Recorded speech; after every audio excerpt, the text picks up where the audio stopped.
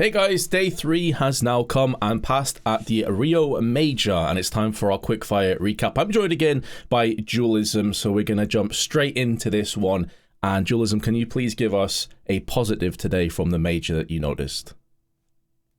I think for me, it kind of has to go to big because despite having kind of a struggle through this year with a lot of kind of inconsistency with their roster and even with their results, I didn't expect them to even get through, but they've done really well, in my opinion.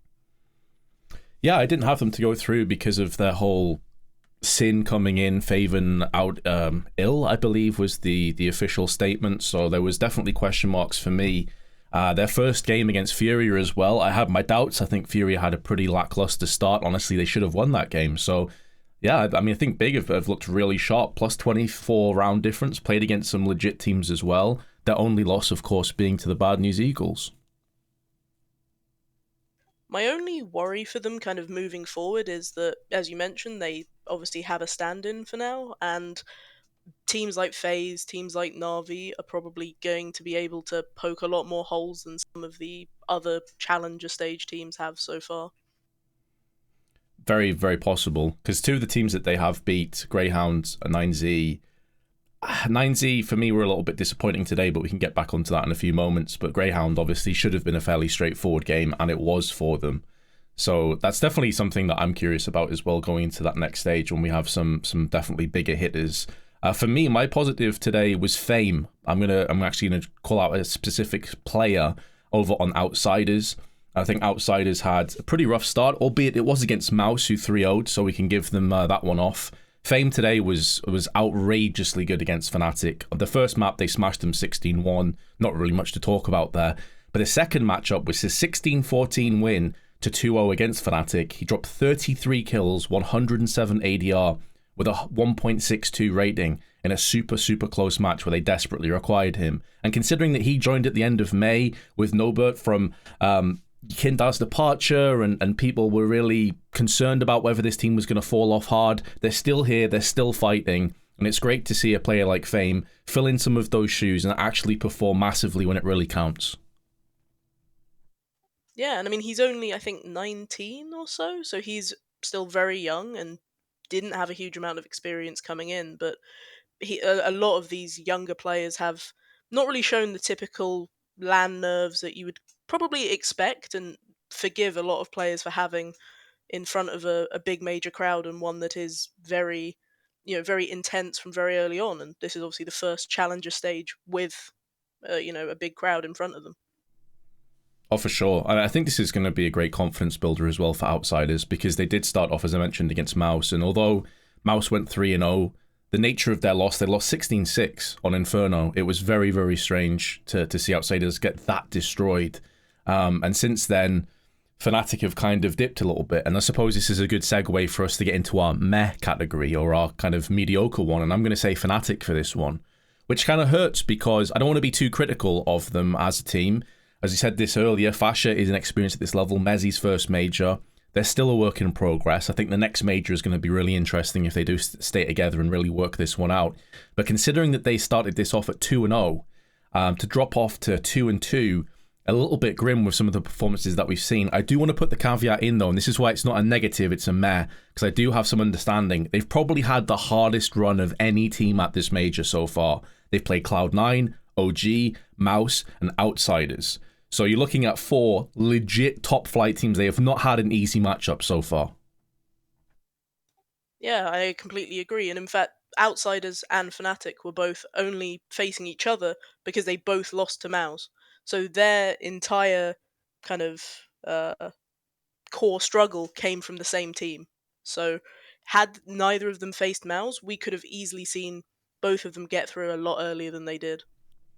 Oh, absolutely. Which one is your meh, Dualism? My meh is evil, not evil geniuses. I can't read. Is Vitality. Okay. I just think that they should be through already, and watching them beat down Greyhound, it really was just watching someone beat a dog to death was just not particularly pleasant. Wow.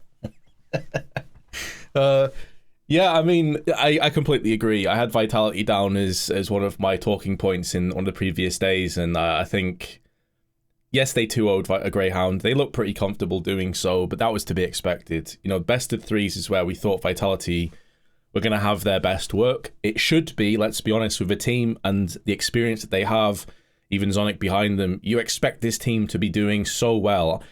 I mean, realistically, they should be 3-0ing this. They should be getting through super, super comfortably. So the fact it's even down to them up against OG in the final game, kind of feel a bit bad for OG, if I'm being honest, because the last team that you probably want to face in a 2-2 matchup is Vitality with ZywOo firing on all cylinders, but that is the nature of the beast, isn't it? Like, sometimes you're going to be in that situation, and that's kind of down to your own missteps and your own pitfalls. And OG as well are a team that also their wins come from Greyhound and IHC. So they also haven't been as warmed up as Vitality in terms of who they've had to play against. So as you say, it's going to be very grim for them to face probably the scariest team in the stage.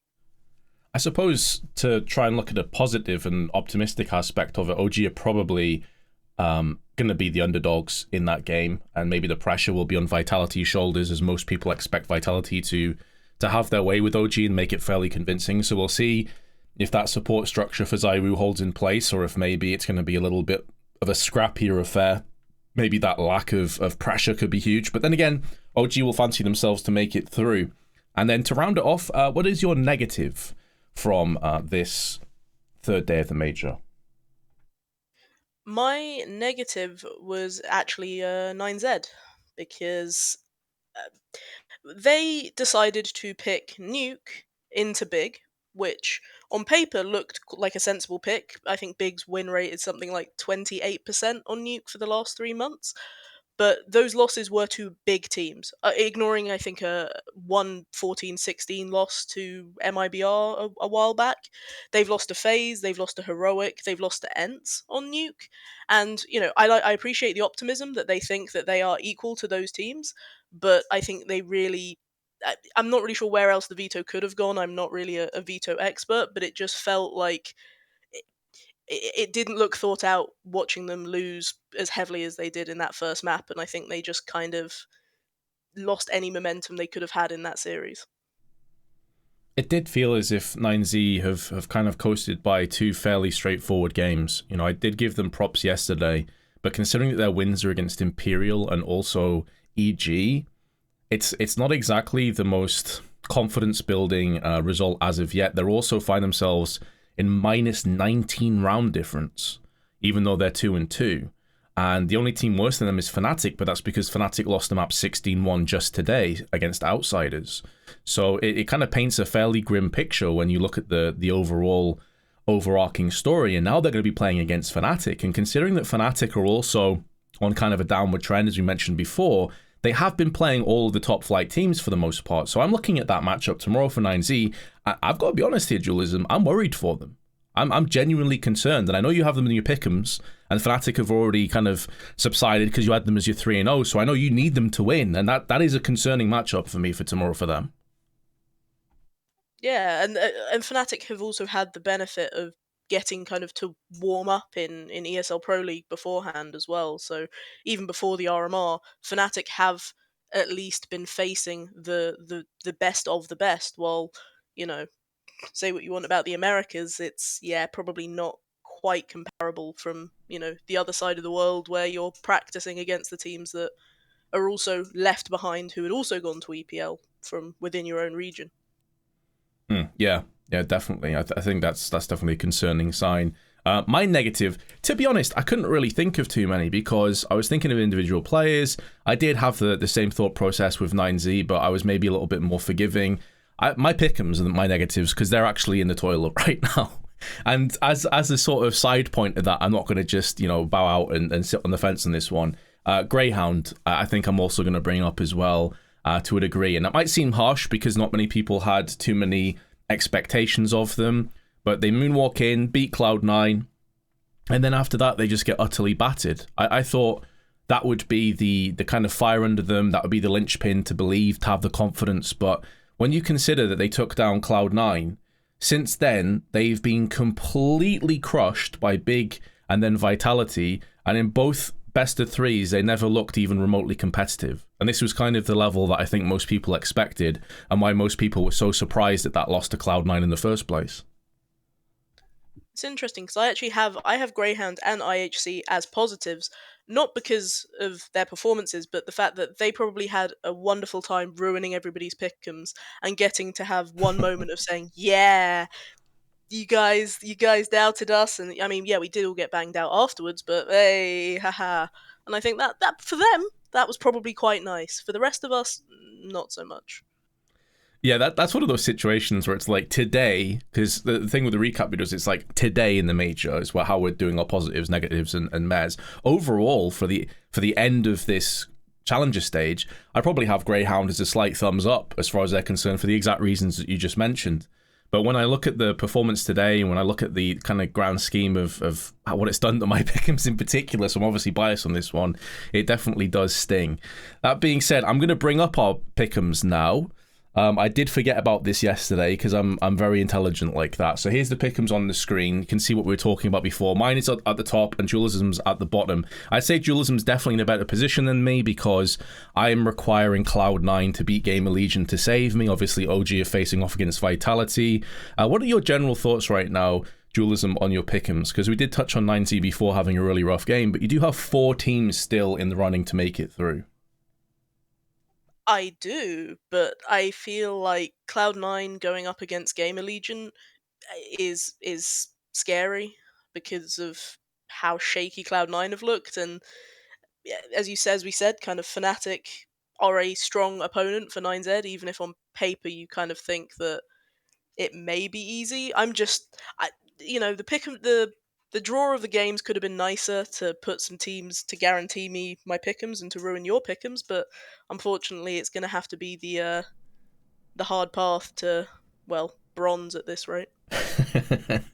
Yeah, normally the challenger stage I feel like is one of the hardest ones to predict because of how chaotic it is, and there's normally a lot of unknown variables, like a lot of teams with a lot of roster changes and teams that have gone off the boil and that kind of stuff. So it's been interesting and exciting, if nothing else, I think, so far. And we'll probably tomorrow go through more of a grand sort of ups, downs, and mediocres for the entire group stage instead of just today, because it's going to be the end and we'll know all the situation in terms of the legend stage.